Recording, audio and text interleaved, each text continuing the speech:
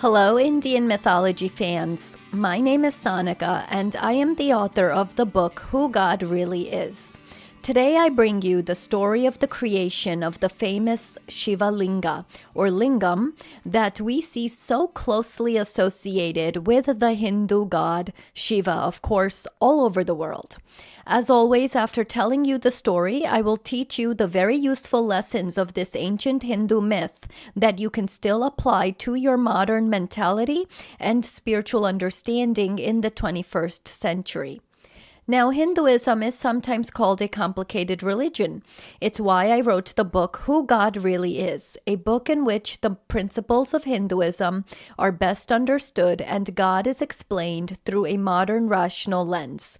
Do grab your copy on Amazon today.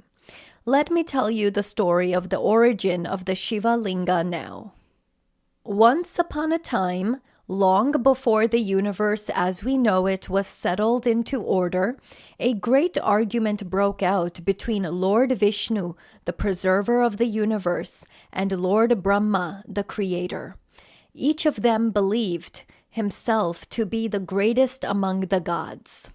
Brahma, in his pride, claimed, "I am the creator of all things. Without me, nothing would exist. I am supreme."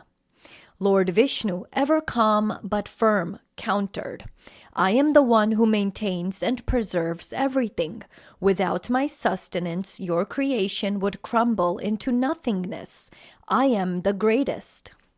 Their debate grew heated, shaking the heavens and causing unrest among the celestial beings. The gods, rishis, and sages watched in dismay as the two mighty deities argued. The balance of the cosmos was at risk. Suddenly, out of nowhere, a massive, blinding pillar of fire appeared between the gods, stretching endlessly in both directions, upward into the heavens and downward beyond the depths of the underworld. The flame burned with unimaginable intensity, and neither Lord Brahma nor Lord Vishnu could see where it began and where it ended. Then a divine voice echoed from the fiery column. "You are both powerful, but your egos blind you. The one who can find either the top or the bottom of this fire pillar will be declared the greatest." Intrigued and eager to prove their superiority, the two gods accepted the challenge. Lord Vishnu transformed into Varaha, the mighty boar, and dived downward, determined to find the base of the fiery pillar. He dug deep, plunging into the netherworlds, passing through realms unknown, but the pillar seemed to have no end. The deeper he went, the more infinite it became. Finally, exhausted and humbled, Lord Vishnu admitted defeat and returned to the surface of the celestial realm. Lord Brahma, on the other hand, took the form of a swan and soared high into the sky, the celestial sky, flapping his wings with determination, hoping to reach the top of the pillar. He flew higher and higher, past the clouds and everything beyond even the celestial realms, yet the pillar continued without end. At one point, he noticed a fragrant Ketaki flower drifting down from the heavens. Curious, he stopped the flower and asked where it had come from. The plant's intelligence replied, "I was placed as an offering at the top of this pillar ages ago and have been floating down ever since." Seeing an opportunity, Lord Brahma devised a cunning plan. He took the flower and returned to Lord Vishnu, falsely declaring, "I have found the top. This Ketaki flower is proof." The flower's intelligence, persuaded by Lord Brahma's words, agreed to bear false witness. Lord Vishnu, honest and humble, admitted his failure. But just as Lord Brahma was about to be declared the winner, the pillar split open, and from within it emerged Lord Shiva, glowing with a divine radiance. His presence filled the universe with awe.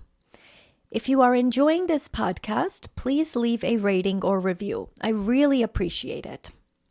Now, Lord Shiva, in his magnificent and terrifying form, looked at Lord Brahma with piercing eyes. His voice thundered, "Brahma, you have lied in your arrogance, and for this you shall no longer be worshipped in temples." True to this curse, Lord Brahma remains the least worshipped deity in Hindu tradition. Turning to Lord Vishnu, Shiva smiled and said, "You were honest and accepted the truth with humility. For this you shall be revered for eternity." Then Shiva revealed the truth behind the mystical pillar of fire. "This infinite pillar of light is my formless aspect, the symbol of my supreme, unchanging nature. It is the cosmic axis, the source of all creation, sustenance, and dissolution. Henceforth it shall be worshipped as the Shiva Lingam." Upon hearing these words, Vishnu and Brahma bowed before Lord Shiva, recognizing his supreme consummate nature beyond creation and preservation. From that moment on, the Shiva Lingam became the most sacred representation of Lord Shiva, the infinite, formless cosmic presence.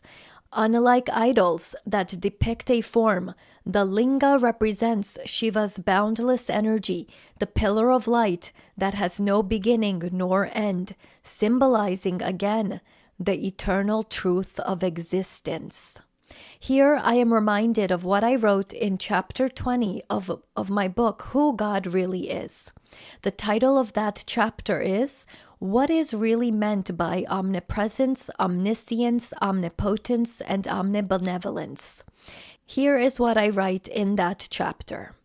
Because God has established the principles already discussed in this book as the framework of the universe, He is able to know all outcomes of each and every willful intelligence's adventures in the multidimensional universe. He knows that He, sensed as peace, is the outcome that all willful intelligences will ultimately come to seek.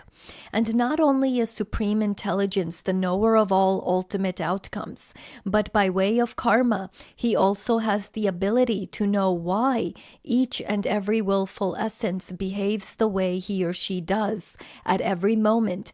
All in all, these facets of omniscience cause God to naturally be the eternal truth, the truth who exists everywhere at all times or in all points of existence. To understand what I just taught you much better, do grab your copy of my book, Who God Really Is, on Amazon today.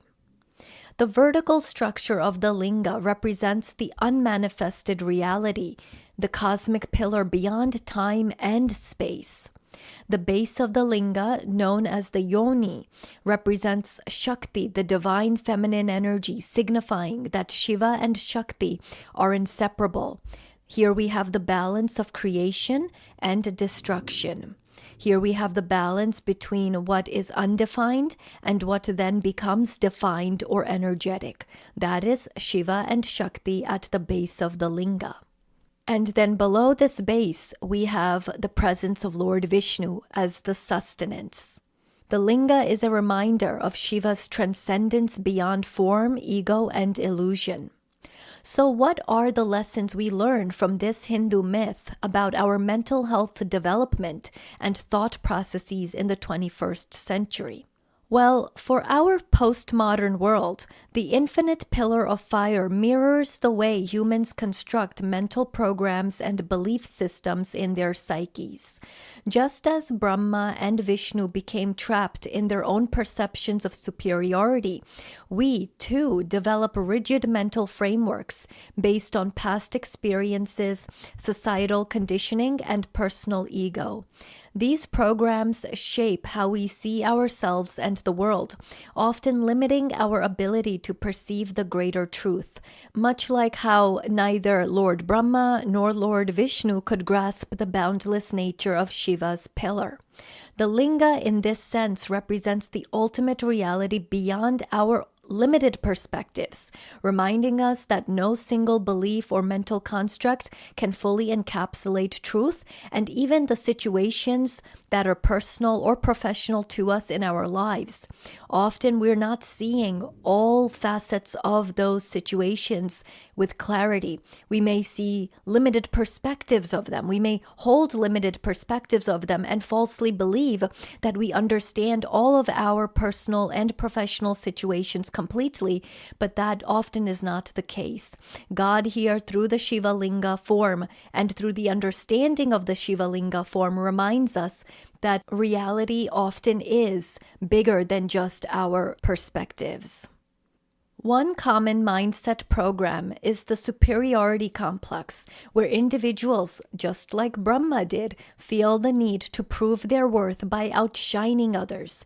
This often stems really from deep-seated insecurities and a fear of inadequacy.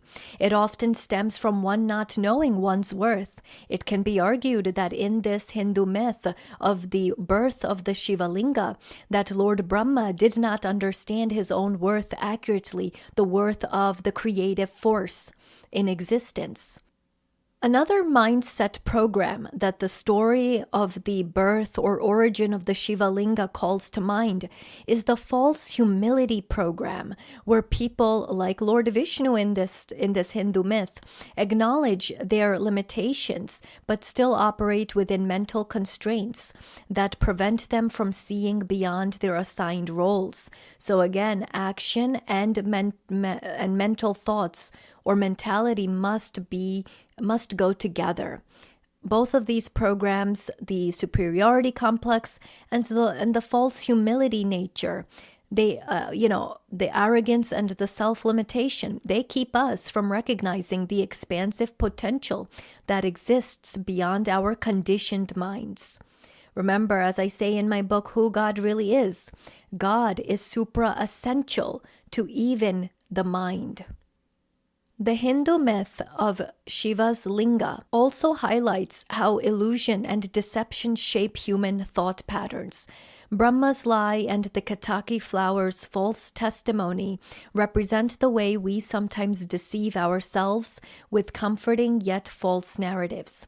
These could take the form of confirmation bias, where we selectively interpret reality to support our pre-existing beliefs, or social conditioning, where external influences dictate our self-worth. However, just as Shiva exposed the truth, we must develop self-awareness to dismantle these illusions and seek a deeper, more authentic understanding of ourselves and the world. Ultimately, the Shiva Linga serves as a reminder to transcend these limiting programs and embrace a more fluid, expansive, dynamic mindset. One that integrates both mentality, healthy mentalities, and understanding. Rather than clinging to rigid perspectives, we should cultivate an awareness that allows us to evolve, much like Lord Vishnu humbly accepted his defeat and gained Shiva's blessing. True wisdom lies in recognizing our flaws and our desire and willingness to overcome those flaws. True wisdom also lies in recognizing that our mental constructs are temporary, and real enlightenment comes from surrendering to the infinite, ever-present truth, the truth that I talk about in my book, Who God Really Is, that divine force that exists beyond all thought patterns and identities, that divine force that is supra-essential to even intelligence. If you have found it somewhat difficult to understand God well through the often complex Hindu stories, then do read my book, Who God Really Is, on Amazon. It is a book in which the principles of Hinduism are best understood and God is explained through a modern rational lens. Thank you for listening, and I'll speak with you in the next episode.